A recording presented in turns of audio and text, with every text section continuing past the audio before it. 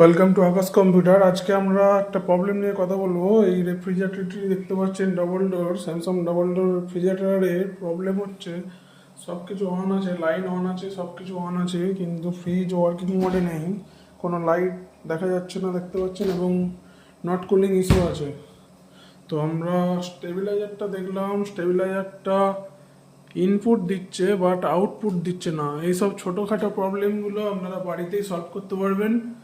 তো এটা মূলত যেটা প্রবলেম হয়েছে, স্টেবিলাইজার থেকে কোনো আউটপুট না হওয়ার জন্য এটা ফ্রিজটা কোনোভাবে লাইন পাচ্ছে না।